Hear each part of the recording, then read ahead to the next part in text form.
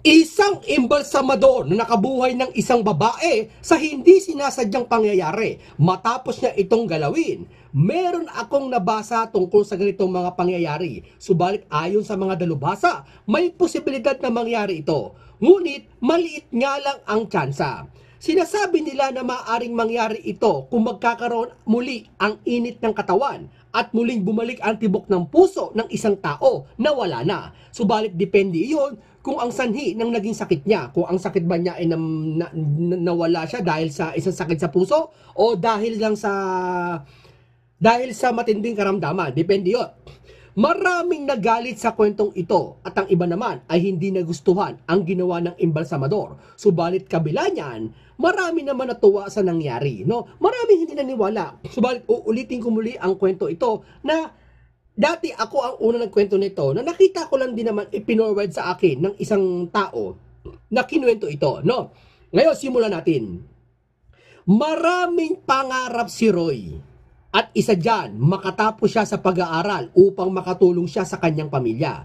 Ngunit sa kasamaang palad, hindi na siya nakatungtong ng kolehiyo dahil nung elementary pa lang siya, huminto na siya sa pag-aaral dahil niya sa hirap ng buhay ng kanyang pamilya. Pagdating naman sa pag-ibig, bigo din siya sa kanyang kasintahan at iniwan siya kasi nito dahil niya magmamigrate na sa United States. Ang masakit nito, walang pasabi sa kanya ang kanyang kasintahan. Ni tawag man lang, wala. Para bigla bang parang bula na nawala. Na parang sa isang iglap ay nag-disappear ang kanyang kasintahan. No? Gumuho ang mundo ni Roy. Halos hindi siya makamove on sa nangyaring ito. At doon siya nagkaroon ng matinding galit. At subalit sa kabila niyan, hindi pa rin siya nawala ng pag-asa. Umasa na siya ay magkakaroon pa rin ng forever niya.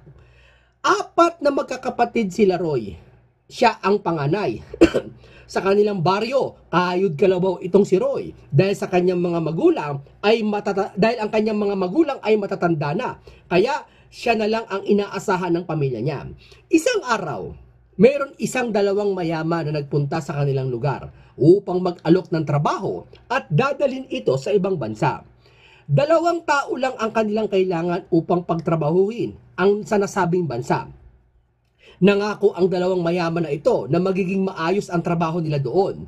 Dala nga ng kahirapan nila Roy, hindi siya nagdalawang isip na sumama at magpasyang sumama kasama ang kanyang pinsan. Subalit buong akala nila maganda ang kanilang magiging hanap buhay doon.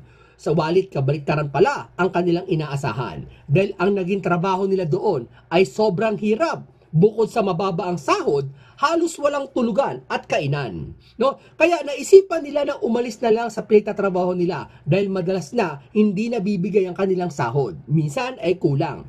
Ang ginawa ng pinsan niya, bumalik na lang siya sa kanilang baryo at si Roy ay naiwan doon dahil naniniwala si Roy baka doon niya makita ang kanyang buhay at ang kanyang forever na mapapangasawa. Walang kakilala si Roy kahit isa sa napuntahan niyang bansa. No? Walang kakilala si Roy kahit anong lugar doon sa bansa na puntahan niya. Kaya dumating sa punto na natutulog na si Roy sa ilalim ng tulay, sa kalsada, at minsan walang kain na halos 3 araw. Makalipas ang ilang araw, meron isang lalaki na tumulong sa kanya at kinupkup siya nito at dinala siya sa kanyang tahanan. At ang mga kaganapang ito ay siyang nagpabago sa buhay ni Roy.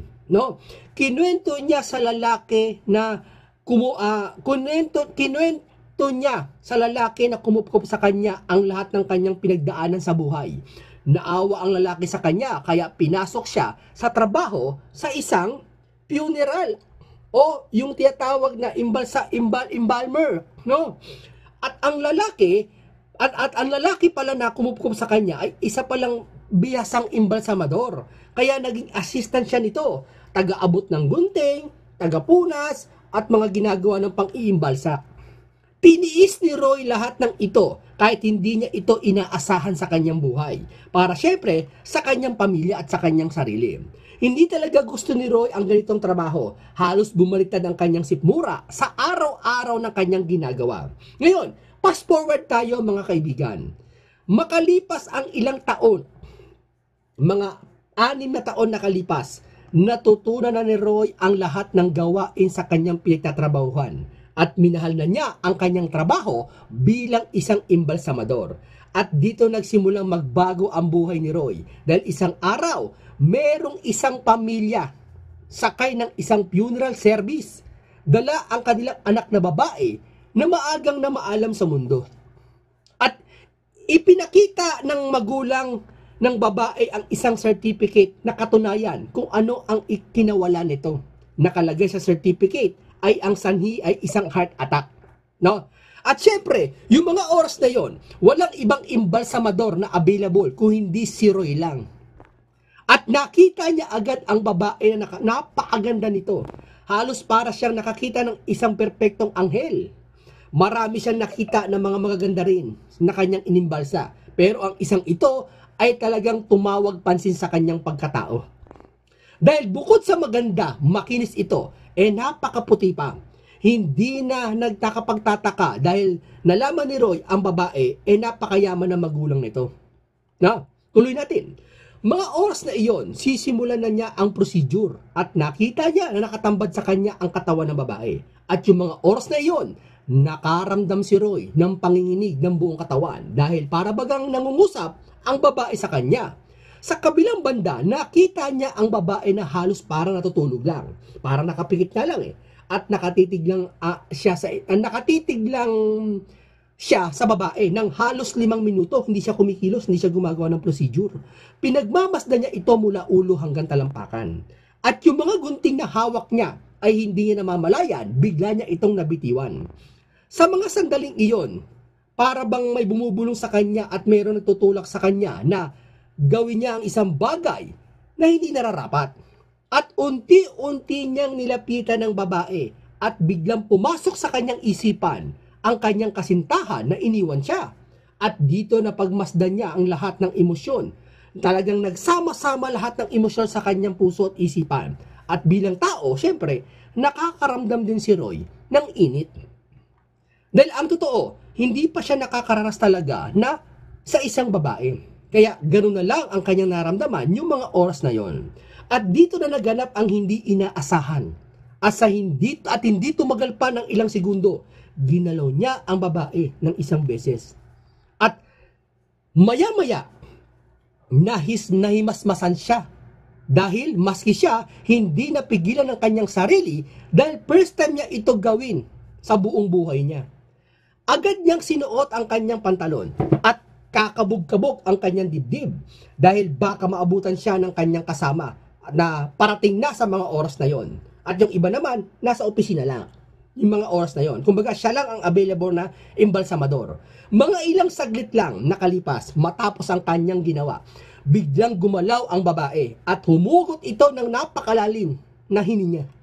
Nakita niya ang babae biglang nabuhay at dumilat ito at laking gulat niya at takot niya dahil iniisip niya baka minumulto lang siya nito dahil sa kanyang ginawa sa babae.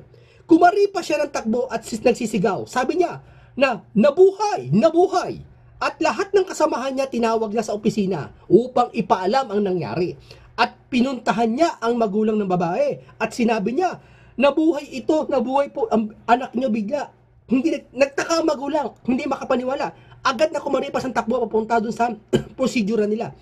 Ang lalaki nagulat, pati ang magulang dahil nakita nila ang kanilang anak na nakaupo at nagsisigaw na mama, papa at humihingi ng tubig dahil uhaw na uhaw ito. Iyak ng iyak habang nakaupo ang babae at hindi makapaniwala ang kanyang mga magulang. At yung mga oras na iyon, si Roy ay kakaba-kaba at nagigilty dahil natatakot siya baka sabihin ng babae ang kanyang ginawa. Habang si Roy ay nasa gilid lang, pinapakiramdaman niya ang babae kung ito ay nagsasalita o magsusumbong. Habang nasa kalagitnaan si Roy ng takot, nagtanong ang magulang ng babae na ano ang nangyari anak? Bakit ka nabuhay? Ito ay isang himala. At dito sinagot ng babae na merong gumalaw sa akin habang nakatingin ang babae kay Roy. Kinabahan si Roy. Kaya ginawa ni Roy, inunahan niya nang sabihin sa magulang ng babae ang ginawa niya sa babae. Kaya wala siyang magawa kundi humingi ng tawad at lumuhod pa siya dito. Pero Kabaliktaran ang iniisip niyang mangyayari ni Roy. Dahil niyakap siya ng magulang ng babae at nagpasalamat sa kanya ng marami at sinabi na maraming salamat sa iyo, iho, sa iyong ginawa sa aming anak. Hindi makapaniwala si Roy sa nangyari, kaya nasabi na lang niya na patawarin niyo po ako. Habang sinasabi ni Roy na sa mga ito, ang babae si Monica ay nakatingin sa kanya. At sinabi bigla ng babae kay Roy, Roy, gusto kitang mapangasawa. At gusto niya ikasal kaagad dito. Naging gulat si Roy, hindi makapaniwala sa sinabi ng babae. Para bang isang panaginip na ayaw na niya magising. Dahil bukod sa napakaganda talaga ni Monica, jackpot siya dahil mayaman din ito. Matapos ang ilang buwan, kinasal sila at nagkaroon silang 2 anak. Ngayon, ang kwentong ito ay aking binalikan dahil marami din nag-request na muli ko itong talakayin. No, pero hindi nawawala sa maraming tanong kung paano nabuhay ang babae. Alam mo, batay sa aking pag-aaral, nagkaroon, hindi ko masasabi ito ay tunay, maaaring tsorya ito ng iba, na napakabihirang mangyari. Pag-aaral, nagkaroon ng pressure ang katawan at init na tumungo ito sa spinal column. At syempre, habang ito ay nagdidikitan, nagkaroon ng matinding pump sa katawan at init. At ayun na nga nagpatibok sa puso ng babae. Marami na nagsasabi na baka daw ito sa comment section na ito daw ay heart attack lang kasi muling nabuhay ang babae. Hindi pa ito naiimbalsa, nabuhay ng babae. Marami naman nagsasabi na maaring tsumamba lang iyon. Maaring ang babae hindi pa talaga totally na maalam sa mundo. Na maaring natapat lang sa ginawa ni Roy. May mga nagsasabi din na ito ay isang himala o mapalad si Roy. Dahil ang babae tinadhana sa kanya ay isang babae hindi niya inakalang mapapangasawa niya at muli itong nabuhay. At marami din sasabi na ito daw ay himala talaga. No? Pero ito mga kamunti at mga kaibiga, mga katuparan ng hula. Ito po ay ang lesson dito. Ano man ang buhay mo sa ngayon, huwag kang mawawala ng pag-asa. Hindi lang sa pagkakataong ito, gipit ka, walang-wala ka.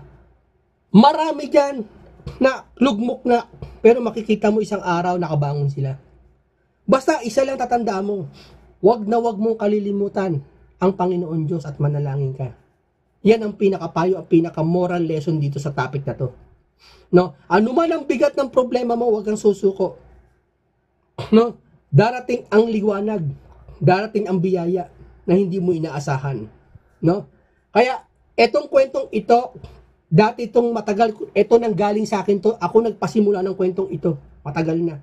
2014 pa to, 2015, 2017 ko na ikwento, 18. Ipinasa lang sa akin ito ng isang tao na sinasabi niya na totoong nangyari ito sa totoong buhay.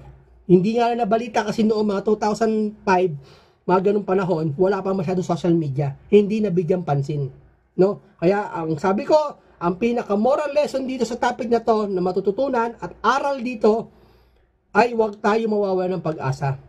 Ihalin tulad natin si Roy, nagsumikap, nagtrabaho, nakachamba. Pero ganoon naman talaga ang buhay eh. Yung tsamba na inaasahan natin, yung pala ang biyaya para sa atin. No? Yun lang po. Maraming salamat po sa inyo. Hindi ko na po ginawan masyado na maraming litrato dahil nga po syempre, alam nyo na,